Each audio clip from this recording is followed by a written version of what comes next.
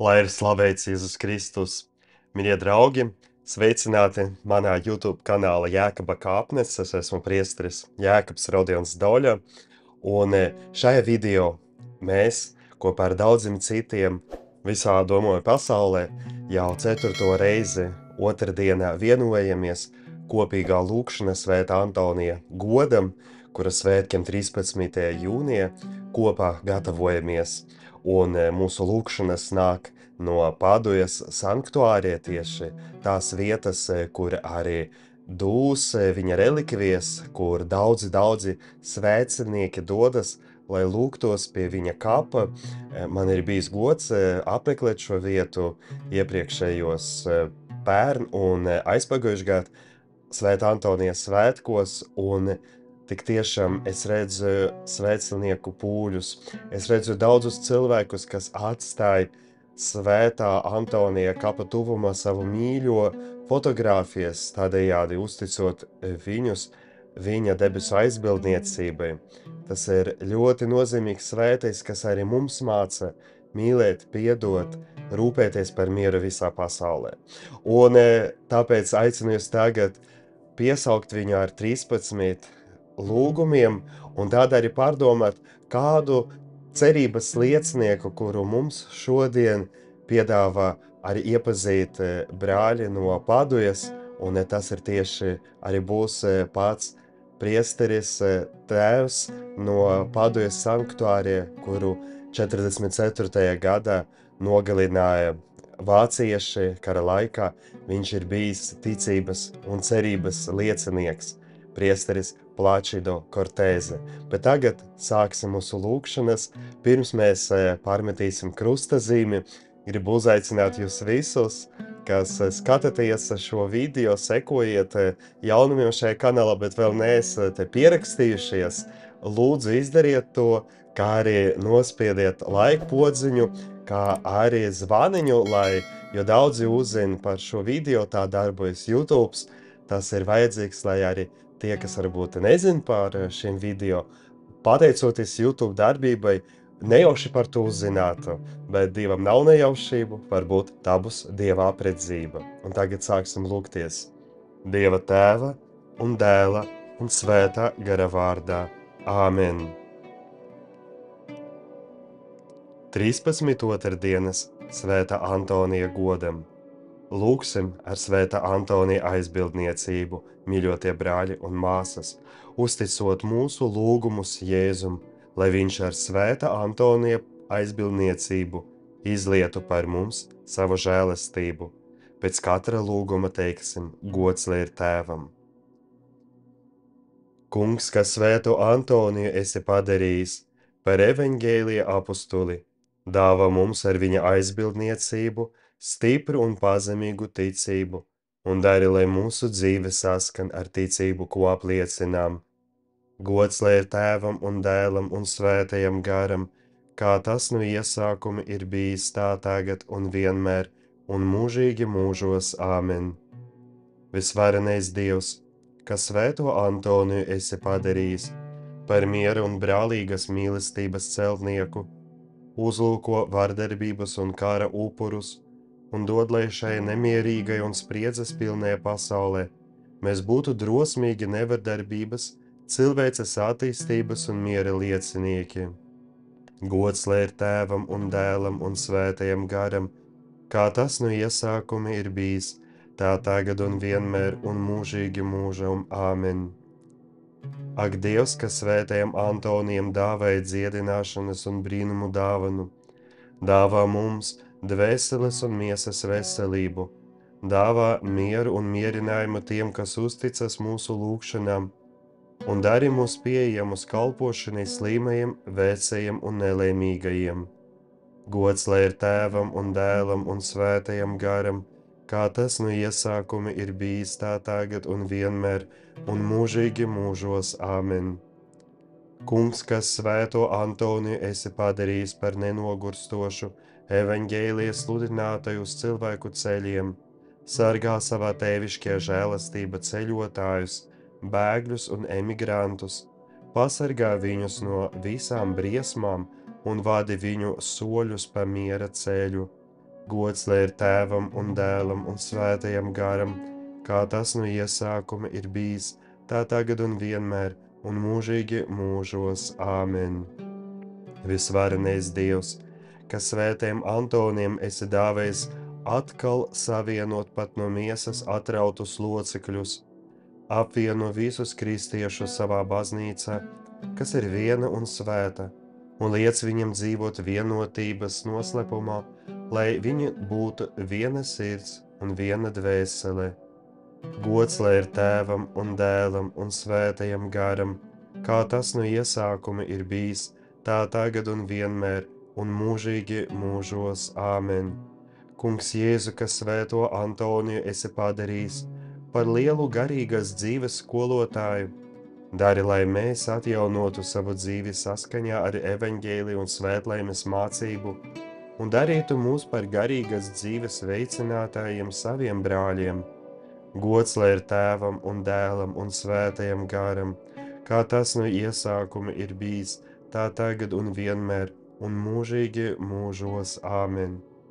Ak, Jēzu, kas svētajam Antonijam dāvāja nesalīdzināmo žēlastību turēt tevi kā bērnu savās rokās, svētī mūsu bērnus, lai viņi aug labi un veseli un dzīvo svētajā dievbībā.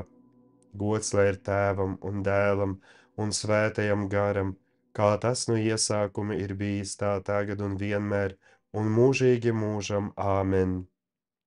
Ak, žēlsirdīgais Jēzu, kas svētajam Antonijam dāvēja gudrību un dāvanas, lai viņš ar sludināšanu un svēto kalpošanu vadītu dvēseles uz svētumu, dāvā, lai mēs ar pazemību un ticību tuvotos izlīgšanas sakramentam, lielai tavas mīlestības dāvanai pret mums. Gods lai ir Tēvam un Dēlam un Svētajam garam, kā tas no iesākuma ir bijis, tā tagad un vienmēr, un mūžīgi mūžos. Āmen. Ak, svētais gars, kas svētajā Antonijā esi dāvājis baznīcu un pasaulē izcilu svētās mācības skolotāju, dari, lai visi, kas kalpo plašsaziņas līdzekļos, sajustu savu lielo atbildību un kalpotu patiesībai, mīlestībā un cieņa pret cilvēka personību. Gods lai ir Tēvam un Dēlam un Svētajam garam, kā tas no iesākuma ir bijis, tā tagad un vienmēr, un mūžīgi mūžos. Āmen. Kungs, kas esi pļaujies kungs, ar svētā Antonija aizbildniecību sūti savā laukā daudzus cienīgus konsekrētos un priesterus, piepildi viņus ar savu mīlestību, dedzību un augstsirdību. Gods lai ir Tēvam un Dēlam un Svētajam garam, kā tas no iesākuma ir bijis, tā tagad un vienmēr, un mūžīgi mūžos. Āmen. Ak, Jēzu, kas esi aicinājis pāvestu būt par visu ganu, augsto priesteri un patiesības un miera sludinātāju, ar svētā Antonija aizbildniecību atbalsti un mierini viņu viņa misijā. Gods lai ir Tēvam un Dēlam un Svētajam garam, kā tas no iesākuma ir bijis, tā tagad un vienmēr, un mūžīgi mūžos. Āmen. Ak, Dievs, trīsvienība, kas svētajam Antonijam dāvēja žēlastību iepazīt, mīlēt un godināt jaunavu Mariju, Jēzus māti un mūsu māti, dāvā, lai mēs vienmēr droši tuvojamies viņas mātišķajai sirdī, lai labāk kalpotu, mīlētu un godinātu tevi, kas esi mīlestība. Gods lai ir Tēvam un Dēlam un Svētajam garam, kā tas no iesākuma ir bijis, tā tagad un vienmēr, un mūžīgi mūžos. Āmen. Kungs, kas svētajam Antonijam ļāvi mierīgā garā doties pretī savai māsai nāvei, vērs mūsu dzīvi pie tevis, palīdzi mirstošiem, dāvā mūžīgo mieru mūsu mirušo brāļu un māsu dvēselēm. Gods lai ir Tēvam un Dēlam un Svētajam garam, kā tas no iesākuma ir bijis, tā tagad un vienmēr, un mūžīgi mūžos. Āmen. Un tagad, mīļie draugi, piesaukuši svētā Antonija palīdzību, iepazīsim kādu viņa paša ordeņa brāli, tēvu Plačido Kortēze, kas ir šonedēļ mums ir cerības liecinieks. Un, kā redzam, viņš bija dzimis pagājušā gadsimta gadā un nodzīvojis vien 37 dzīves gadus. Viņš bija dzimis Kresas salā, kas tagad ir Horvātijas teritorijā, kādreiz piederēja Austro-Ungārijas impērijai, bet tobrīd tur bija daudz itāļu, un tā viņš, būdams no Itālijas, arī turpināja savas dzīves gaitas Itālijā, kur arī iestājās konventuālo franciskāņu ordenī. Tas ir tās franciskāņu atzars, kas darbojas tieši Padujā, un viņš tur arī pavadīja lielāku savas dzīves daļu.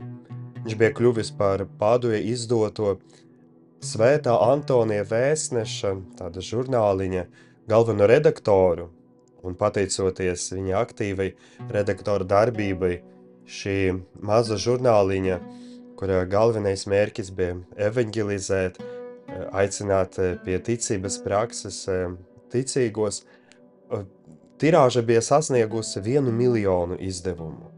Iedomāties, 1 miljons lasītāju vienam žurnāliņam par ticību, par lūkšanu, par Dieva lieliem darbiem, kuru viņš izdeva.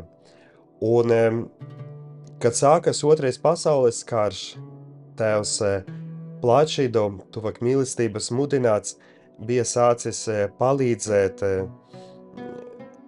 glābt ebrejus. Paduja, gluži kā Asīze, ir ekstrateritoriāla Vatikāna teritorija, proti šo sanktuāriju teritorija skaitas Vatikāna teritorija, proti vācieši nevarēja tai ieiet, tie darbojas Itālijas teritorijā, bet fašisti nevarēja šķērsot Svētā krēsla teritoriju, un tā viņa darbība bija Svētā krēsla pasargāta. Un kad bija ļoti daudz arī karam jau noslēdzoties 44. gadā, Itālijas teritorijā bija ļoti daudz kara bēgļu, dažādu internistu, kurus vācieši meklēja, un tie meklēja glābiņu. Tie, kurus vācieši noteikti nogalinātu, viņi vērsas pie sanktuārija ar palīdzības lūgumu. Un ko darīja tēvs Plačido Kortēze? Viņš vāca tās daudzas fotogrāfijas, cilvēku fotogrāfijas, kas atradās pie Svētā Antonija kapa, un no tām izvēlējās derīgas fotogrāfijas, lai tās varētu izmantot viltotu dokumentu izgatavošanu. Un ar tiem viltotiem dokumentiem, pasēm, ausvaisiem, tie cilvēki varēja doties uz Šveici, kur varēja glābt savu dzīvību. Un vācieši zināja, ka tēvam Plačida palīdzēja daži dedzīgi, ticīgi jaunieši, un tā viņi lika iefiltrēties vienam starp tiem, un jā, tā viņu nodeva, tā viņam arī ar viltu lika pamest sanktuārija teritoriju, un tik līdz viņš šķērsoja tā slieksni, vācieši viņu sagūstīja, un tā viņš zuda bez pēdām. Un tad viņu pēc kāda laika kāds arī svētvietas apmeklētājs, kurš pazina tev Plačido, satika viena cietumā jau Ziemeļ Itālijā. Un tas cilvēks stāstīja, kā viņš ieraudzīja tēvu aiz viena habita, bet visu asinīs ar sakropļotu seju, un jautāja tēvs, vai tas tu esi, ja? Jo tik tālu bija sakropļots viņa vaigs, ka nevarēja viņu atpazīt. Un tēvs Plačido vien uzlika rādītāju pirkstu uz lūpumu un teica: klusē, lūdzies par mani. Un viņš nebija nodevis tos, kas viņam palīdzēja, vācieši viņu nogalināja, un uzreiz pēc viņa nāves viņa vārds bija kļuvis par svētā vārdu, Dieva tauta. Viņa sāka piesaukt, viņa debesu aizbildniecību sāka pieaicināt ticīgie savas bēdas un saņēma žēlastības Un tas viss vainagojas ar to, kā bija aizsākts beatifikācijas process, un tevs Plačido tagad ir arī ceļā uz kanonizēto svētumu, proti viņš ir kļuvis par to, kas ir nebija baidījies palīdzēt tuvākajam ieslodzītajam, glābt viņa dzīvību pat ar savas dzīvības cenu. Un patiesība tāda ir kristietības labā vēsts, kā atdodot sevi mēs vairojam dzīvību, kā, kad dabīgi liktos, ka dzīvība, paša sevis dzīvība būtu jāglāb, svētie pats Jēzus Kristus un viņa liecinieki mums saka, ka ir kāda lielāka cerība, mūžīga dzīvība, un tā ir tā patiesa mīlestība, atdot savu dzīvību par tuvāko, atdot savu dzīvību par brāli. Un pravietis Isais arī stāsta par tādu miera sapni.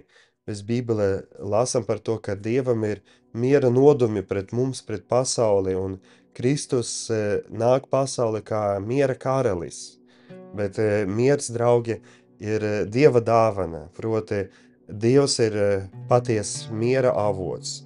Bet mums arī pieder apņemšanās un atbildība par miera sargāšanu un vairošanu.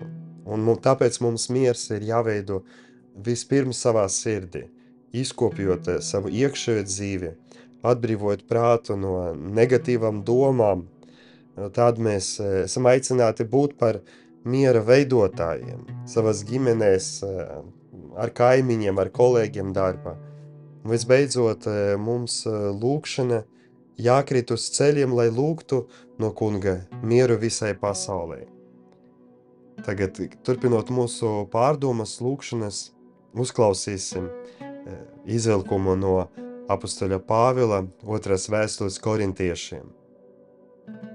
Kristus mīlestība liek mums atzīt, ka viens ir miris par visiem, tātad arī visi ir miruši.